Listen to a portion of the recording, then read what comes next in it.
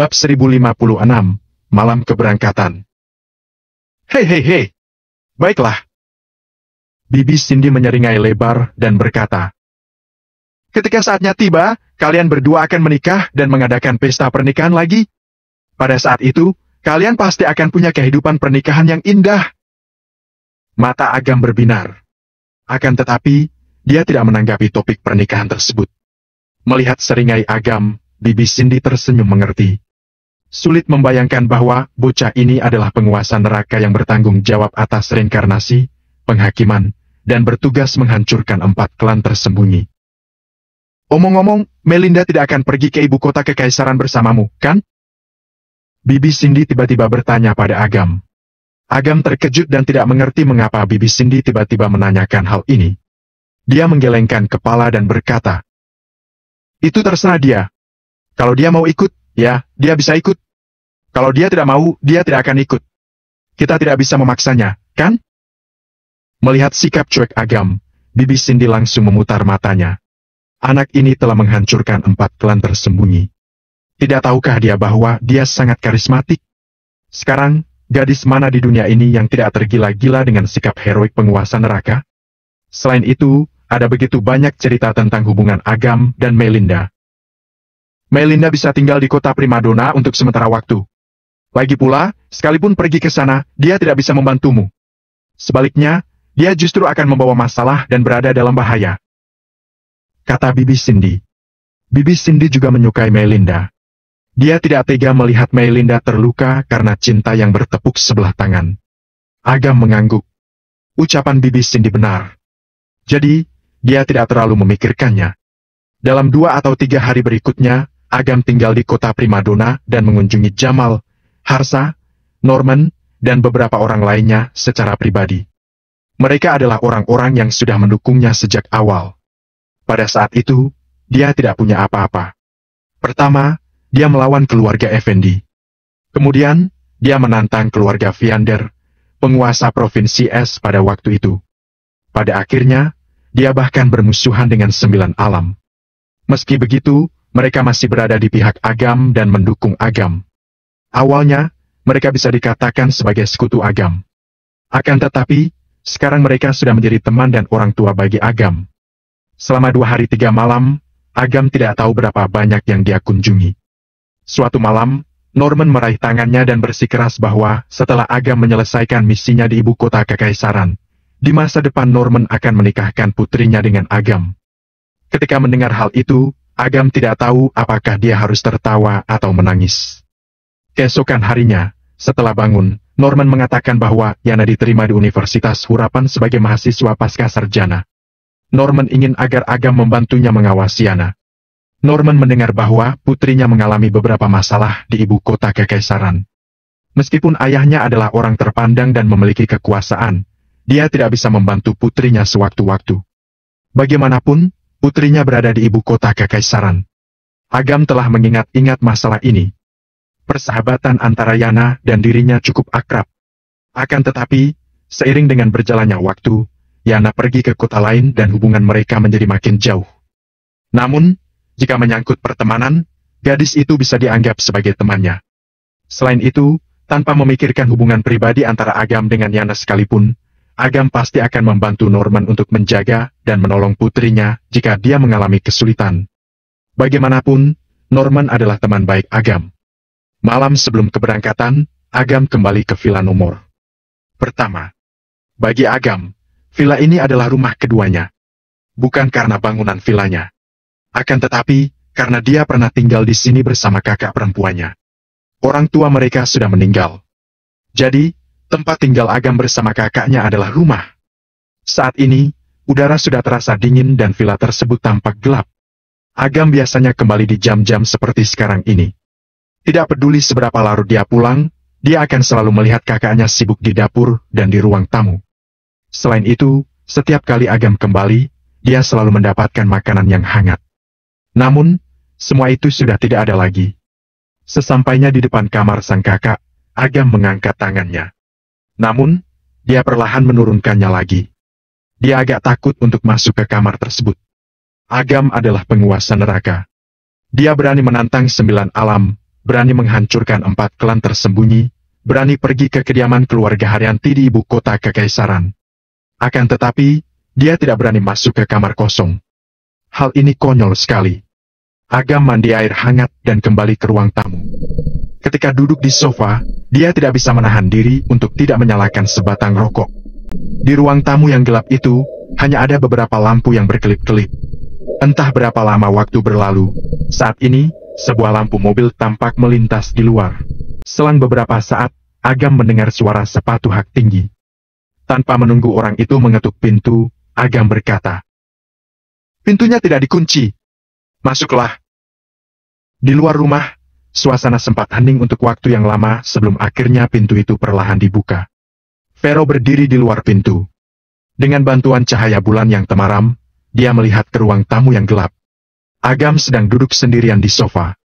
Ketika melihat situasi ini, hidung Vero terasa perih. Setelah insiden di kuil pemimpin alam dunia akhirat berakhir, Vero bertemu dengan Kirana seperti yang dia inginkan. Melihat kemenakannya tidak sadarkan diri dan terbaring di tempat tidur, Vero langsung menangis di tempat.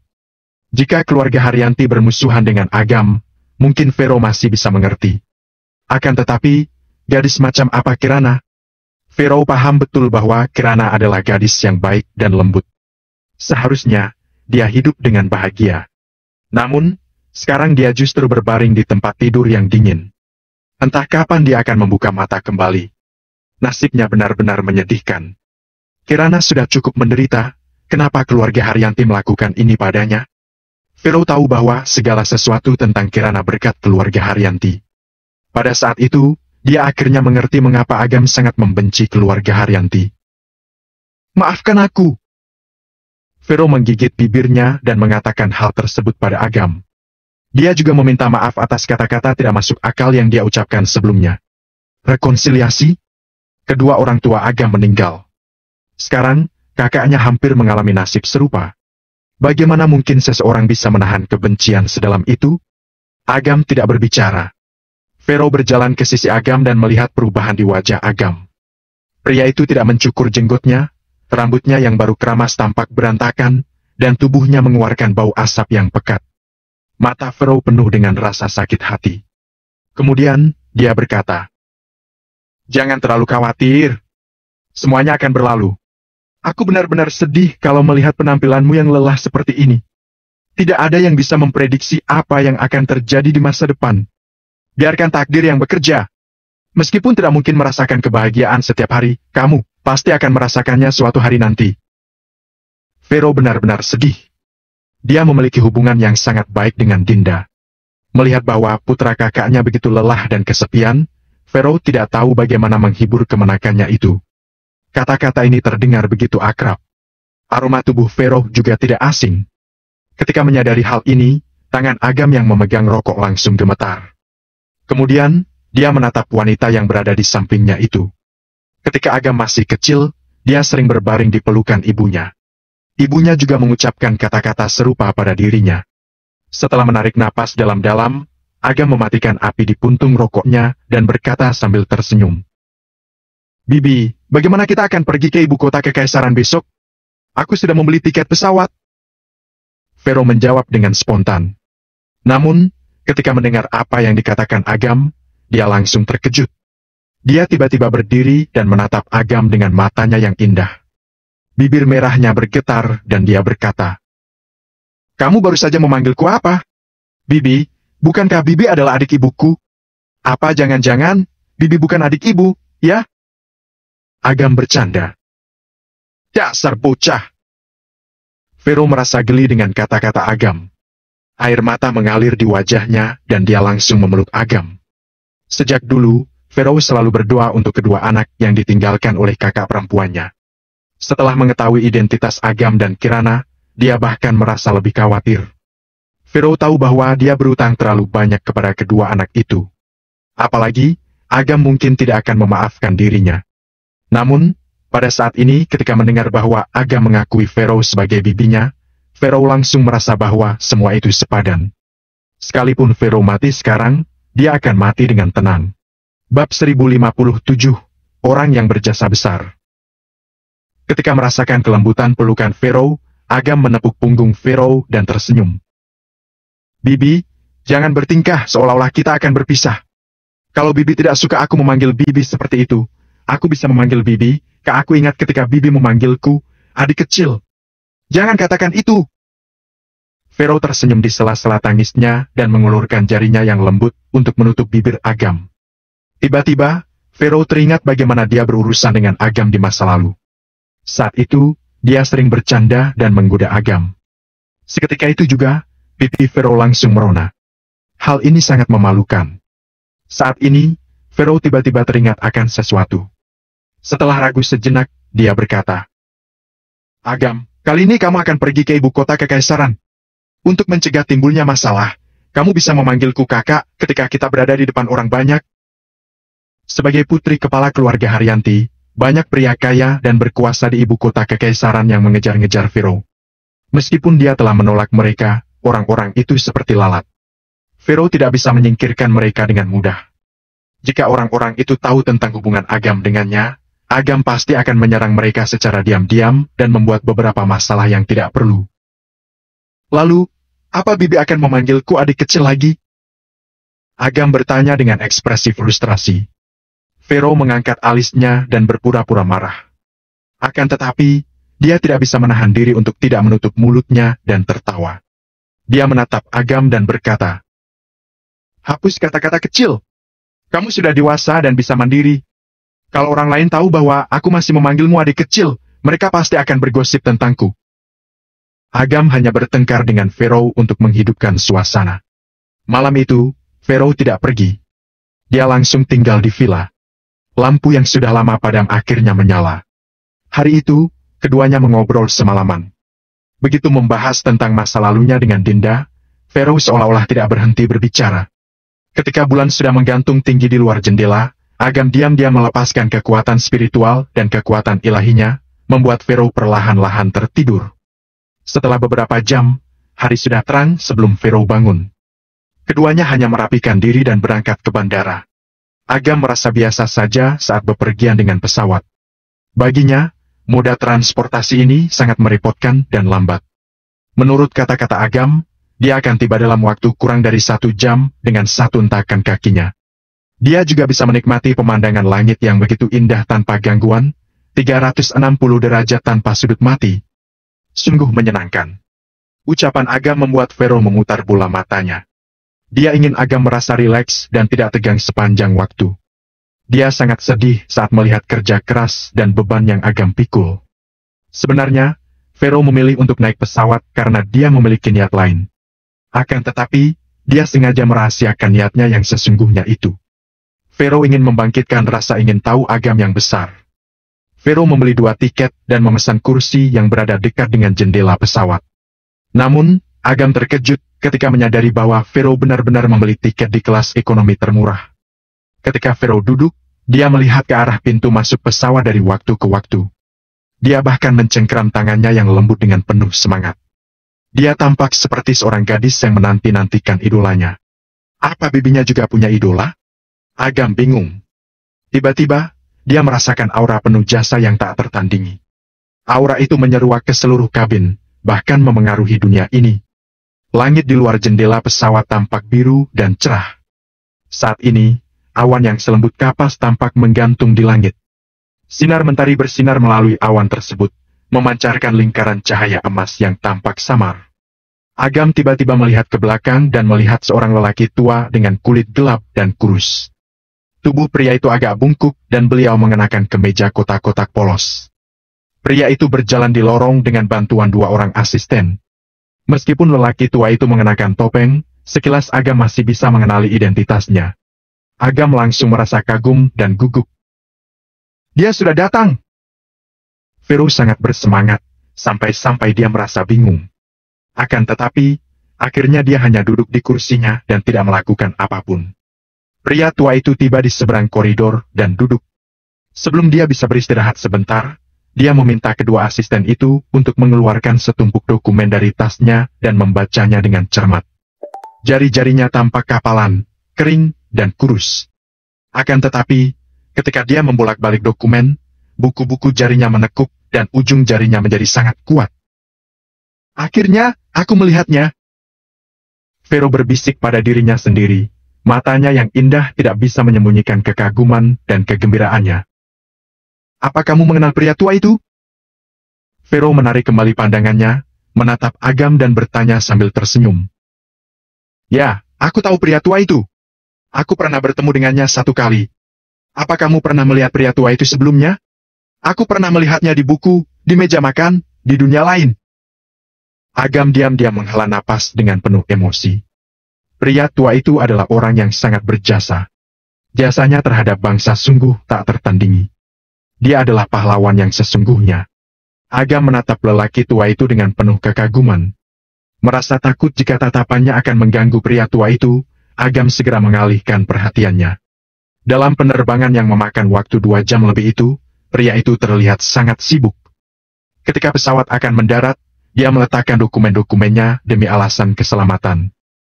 Kemudian, dia menggunakan kesempatan itu untuk menutup matanya dan beristirahat. Setelah pesawat mendarat dan menyaksikan lelaki tua itu turun dari pesawat, Agam dan Vero bangkit dan pergi. Nona Vero? Seorang murid pria berkacamata di sebelah Pak tua itu mengenali Vero dan tidak bisa menahan senyum. Vero juga cukup populer di lingkaran akademis dalam negeri. Dia sering mengikuti beberapa simposium akademis. Selain itu, dia adalah penduduk asli ibu kota kekaisaran. Jadi, tentu saja dia akrab dengan banyak orang. Oh, ternyata nak Vero, ya? Ketika kakek Bram melihat Vero, wajahnya yang semula tampak serius langsung berubah menjadi berseri-seri. Dia tersenyum hangat pada Vero. Saat ini, dia tampak polos seperti anak kecil, memberi kesan hangat yang luar biasa. Kakek Bram. Vero menjulurkan lidahnya. Dia tidak menunjukkan sikap anggun sedikit pun. Dia berjalan ke sebelah Bram dan menopang lengannya seperti seorang anak perempuan. Awalnya, aku tidak ingin mengganggu kakek Bram. Tapi, ternyata kakek mengenaliku. Mengganggu apanya? Bram berkata dengan nada marah. Aku juga generasi pasca 90-an. Kita masih punya banyak topik umum untuk dibicarakan. Dia berusia 90 tahun. Generasi pasca 90-an apanya? Nak Vero, ini pacarmu, ya? Kakek Bram melihat Agam dan matanya langsung berbinar. Dia tidak bisa menahan diri untuk tidak menyindir Vero.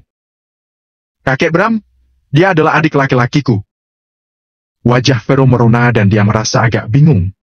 Dia bahkan berhenti memanggil Agam sebagai kemenakannya. Oh, adik, ya? Zaman modern tidak seperti zamanku dulu. Dulu, hubungan asmara antara kakak dan adik adalah hal biasa. Kakek Bram langsung menutup mulutnya sambil tersenyum. Vero dan Agam langsung merasa canggung. Guru, jangan menggoda Nona Vero. Seminar nanti. Seorang asisten wanita di samping Bram memiliki perasaan yang peka. Sekilas, dia bisa menebak garis besar hubungan antara Agam dan Vero. Dia memaksakan senyum untuk mengesampingkan topik. Oh, benar. Aku hampir lupa tentang itu. Nah, Vero, aku pergi dulu, ya? Kakek Bram berpamitan sambil tersenyum. Kakek Bram, jangan terlalu sibuk. Terkadang, ada baiknya menyerahkan beberapa urusan kepada para muridmu. Vero merasa tertekan. Aduh, murid-murid ini sangat susah diatur. Kakek Bram mengusap wajahnya, membuat 2 murid di sebelahnya ingin tertawa dan menangis di saat yang bersamaan. Kualifikasi dan prestasi akademik mereka tidak rendah, tetapi di depan lelaki tua itu, mereka hanya seperti siswa sekolah dasar. Kakek Bram tidak berkata apa-apa lagi dan berbalik untuk pergi. Vero sedikit memungkukan tubuhnya dan mengantar kakek Bram pergi. Kedua murid itu mengikuti di belakang Bram. Bukannya mereka tidak mau membantu Bram, tetapi lelaki tua itu bisa melakukannya sendiri. Dia tidak suka dilayani. Melihat punggung dan kakinya yang sudah tertatih-tatih, Vero merasa khawatir. Ketika sosok benar-benar menghilang, dia dengan enggan menarik pandangannya. Matanya yang indah tampak berbinar saat dia menatap Agam dan bertanya. Menurutmu, apa yang akan terjadi pada kakek Bram di masa depan? Kak, jangan terlalu khawatir. Kakek Bram adalah orang yang berjasa besar. Dia pasti akan masuk surga. Semua orang tahu kalau dia akan masuk surga. Agam tersenyum pahit dan menggelengkan kepalanya. Dia menatap lekat-lekat punggung lelaki tua yang tertatih-tatih itu, lalu menatap cahaya warna-warni samar yang tersembunyi di balik awan. Entah kenapa, suasana hatinya agak berat. Bab 1058, berpura-puralah menjadi pacarku. Vero mengangguk dengan sedih dan tiba-tiba menyadari apa yang dikatakan Agam. Dia mengangkat alisnya dan mencubit pinggang Agam. Nak, kamu memanggilku apa barusan? Kamu benar-benar memanggilku kakak, ya? Agam berkata dengan senyum pahit. Kakak, tidak, Bibi, barusan Bibi memanggilku adik duluan. Aku hanya mendalami peran. Bibi tidak bisa menyalahkanku atas hal ini. Tidak, kamu tidak usah memanggilku kakak lagi. Di masa depan, kamu harus memanggilku Bibi secara pribadi. Vero berkata dengan tegas. Ketika mengingat lelucon lama barusan, wajahnya langsung merona. Dia tidak bisa menahan rasa malu. Oke, Bi. Agam baru saja akan berbicara, tetapi mulutnya tiba-tiba ditutup oleh Vero. Berpura-puralah menjadi pacarku. Suara lembut Vero terdengar dari samping telinga Agam. Suara itu membawa aroma samar dan membuat telinga Agam gatal. Agam merasa bingung. Untuk sesaat, dia menjadi kemenakan. Sesaat kemudian, menjadi adik laki-laki. Sekarang, dia menjadi pacar. Vero memeluk lengan Agam dan menyandarkan tubuh lembutnya pada sisi tubuh Agam. Terlepas dari tinggi badan atau usia mereka, setidaknya dari penampilan mereka, Vero dan Agam tampak seperti pasangan yang sedang jatuh cinta. Sesaat kemudian, tatapan Agam langsung tertuju ke satu arah. Dia melihat seorang pria yang mengenakan kemeja kasual dan sepatu bot kulit mahal berjalan ke arah mereka dengan seikat bunga. Tempat mereka turun dari pesawat tidak mengizinkan penjemput untuk masuk. Akan tetapi, pria itu bisa mengabaikan aturan dan masuk kemari. Hal itu cukup untuk menjelaskan identitasnya. Awalnya, pria itu tersenyum, tetapi ketika dia melihat Agam dan Vero saling berpelukan, senyum di wajahnya tiba-tiba menjadi kaku. Namun, dia langsung tersenyum kembali dan berjalan ke depan dengan langkah yang lebih mantap. Dia menyerahkan buket bunga itu kepada Vero dan berkata dengan senyum halus. Vero, kamu pasti lelah setelah penerbangan kemari. Vero tidak mengambil bunga itu. Sebaliknya, dia berkata, Jaden, terima kasih telah datang menjemputku. Tapi, aku membawa pacarku, jadi bagaimana mungkin aku merasa lelah? Jaden tidak kesal. Dia bahkan mengabaikan kata-kata Vero dan berkata sambil tersenyum tipis. Aku sudah memesan restoran untuk menyambutmu. Adik ini juga harus ikut. Maaf, aku tidak bisa. Ini pertama kalinya pacarku pergi ke ibu kota kekaisaran. Aku ingin mengajaknya berkeliling dan membiasakan diri dengan ibu kota kekaisaran. Vero terkekeh. Seseorang yang berpendidikan tinggi seperti Vero tentu saja tidak akan mengatakan sesuatu yang kurang menyenangkan. Jika dia memiliki temperamen yang buruk, dia pasti akan mengusir Jaden dengan satu kata. Enyahlah! Oh, ini adalah pertama kalinya adik ini datang ke ibu kota kekaisaran? Hehehe, aku mengenal pemandu wisata yang baik. Dia pasti bisa memberikan paket wisata yang komprehensif. Vero, bagaimana menurutmu? Jaden tersenyum. Dia bukannya tidak mengerti maksud Vero, tetapi sengaja berpura-pura bodoh atau sengaja memprovokasi Agam. Vero masih bersikap dingin padanya, masih mengabaikannya. Agam memiliki sepasang mata hakim dunia. Hanya dengan sekilas pandang, dia tahu bahwa Jaden adalah serigala berbulu domba. Jadi, Agam tidak menghormatinya sama sekali. Agam menunjukkan sikap angkuh dan memeluk pinggang ramping Vero. Vero langsung menatap Agam dengan mata terbelalak. Akan tetapi, sesaat kemudian, dia melihat Agam menyeringai dan berkata, menggunakan pemandu wisata tidak menyenangkan. Tidak peduli seberapa baik seorang pemandu wisata, dia tidak akan bisa mengalahkan keseruan berjalan-jalan dengan pacar. Kami sudah sepakat di pesawat. Nanti, kita akan makan bersama, menonton film, dan berbelanja. Kalau kita lelah, kita akan pergi ke hotel untuk beristirahat lebih awal. Ketika berbicara tentang pergi ke hotel untuk beristirahat, Agam merasa bahwa pinggangnya dicubit dengan keras. Sudut mulutnya berkedut, tetapi senyum di wajahnya tetap tidak berubah. Akhirnya, dia hanya bisa mengeluh di dalam hati. Bibi, aku sudah berakting dengan baik. Mengapa kamu menghukumku? Kata-kata Agam barusan langsung mematahkan pertahanan Jaden. Tangannya tiba-tiba mencengkeram bagian bawah buket itu dengan erat. Matanya menunjukkan niat membunuh yang tidak dapat disembunyikan. Sesaat kemudian, dia menarik napas dalam-dalam dan mengulum senyum. Dia menatap Vero dan berkata, "Aku mengundang Tuan Hengki dari Universitas Surapan untuk makan bersama. Ini adalah kesempatan langka. Apa kamu tidak mau ikut kami makan bersama, Tuan Hengki?" Wajah Vero agak berubah. Dia merasa ragu untuk beberapa saat sebelum akhirnya mengangguk. "Oke, kapan?" "Sekarang juga. Aku sudah menyiapkan mobil." Jaden sudah menebak bahwa Vero akan menolak ajakannya. Dia sudah menyiapkan semuanya. Jaden tahu bahwa selama dia menyebutkan nama Tuan Hengki, Vero pasti tidak akan menolak. Dari begitu banyak orang yang mengejar Vero, dia bisa dianggap sebagai salah satu yang terbaik. Jika Jaden tidak memiliki kemampuan, dia tidak akan bisa mendapatkan berita tentang kembalinya Vero ke ibu kota kekaisaran secara akurat. "Beritahu aku lokasinya. Aku dan pacarku akan menaruh barang bawaan kami dulu. Kami akan pergi ke sana nanti." Vero tidak ingin terlibat dengan Jaden, jadi dia langsung berkata demikian. "Oke. Restoran Polaris, ruang VIP nomor 123, jam 12 siang. Jaden juga tidak memaksa.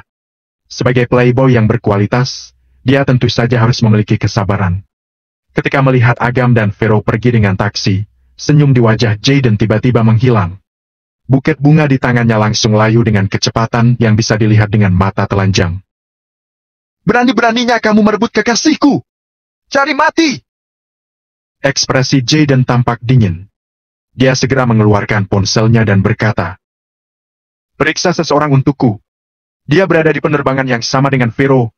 Usianya sekitar 24 atau 25 tahun. Ya, kalau dia tidak punya latar belakang yang kuat, rencanakan kecelakaan untuk membunuhnya." Jaden dan Vero adalah rekan kuliah. Ketika mereka masih kuliah, beberapa orang mengejar-ngejar Vero. Beberapa orang yang tidak memiliki latar belakang yang kuat langsung dibunuh oleh Jaden secara diam-diam. Sekalipun mereka memiliki latar belakang yang kuat, keluarga mereka akan disingkirkan oleh Jaden, kemudian dibunuh secara tidak sengaja. Jaden sangat terampil dalam pembunuhan ini dan tidak ada yang curiga. Menurutnya, Vero sudah lama menjadi kekasihnya. Siapapun yang menuduhnya akan mati. "Ini adalah ibu kota kekaisaran. Siapapun kamu, ketika kamu sampai di sini, kamu harus tunduk padaku." Jaden melihat ke arah di mana Agam pergi dan menunjukkan senyuman. Senyuman itu penuh dengan niat membunuh. Ketika Vero tiba di sebuah kamar hotel yang telah dia pesan sebelumnya, Vero meletakkan tas tangannya, duduk di tempat tidur, dan berkata, "Orang barusan itu bernama Jaden. Dia adalah anggota keluarga Winarno di ibu kota kekaisaran. Orang ini punya sifat yang kejam dan latar belakang yang kuat. Dulu, pernah ada seorang pebisnis terkemuka dari generasi pertama keluarga kaya yang datang dari wilayah selatan ke ibu kota kekaisaran. Hanya karena dia punya konflik kecil dengan Jaden, dia dikeluarkan dari daftar orang terkaya di dunia hanya dengan sebuah dokumen dari keluarga Winarno. Tentu saja, dia tidak akan menimbulkan ancaman apapun bagimu. Tapi, sulit untuk lari dari ulah penjahat. Tidak ada salahnya untuk berhati-hati." Begitu Vero menyelesaikan ucapannya, ponselnya berdering. Ketika menyadari bahwa telepon tersebut dari Jaden, ekspresi Vero langsung berubah. Begitu dia memasuki kamar hotel, dia segera dipanggil setelahnya. Jelas, dia sedang diawasi. Di ibu kota kekaisaran, kamera pengintai bisa ditemui di mana-mana. Dengan kekuatan Jaden, bukan hal yang sulit baginya untuk mengetahui pergerakan Vero sepanjang waktu. Hanya saja, hal itu membuat Vero merasa sangat muak. "Ayo, pergi!" Vero menahan amarahnya. Dia tidak ingin melihat wajah Jaden, tetapi Jaden mengundang Tuan Hengki. Jadi, Vero harus pergi. Di dalam mobil, dia berinisiatif untuk berkata kepada Agam, "Nanti, ketika kita bertemu dengan mereka, jangan banyak bicara. Oke?" Agam mengerutkan kening dan bertanya, "Bibi, siapa Tuan Hengki?" Vero adalah putri dari kepala keluarga Haryanti. Akan tetapi, dia repot-repot menemui seseorang seperti sekarang ini. Hal ini membuat Agam agak heran. Dia adalah seorang akademisi di Universitas Surapan. Namanya Hengki Siswanto. Dia punya proyek penelitian yang sangat penting. Saat ini, Vero tanpa sadar menghentikan ucapannya. Dia menatap Agam, kemudian menatap pengemudi di depan. Agam mengerti dan diam-diam mendirikan penghalang spiritual. Kemudian, dia berkata, "Bicaralah, tidak ada yang akan mendengar."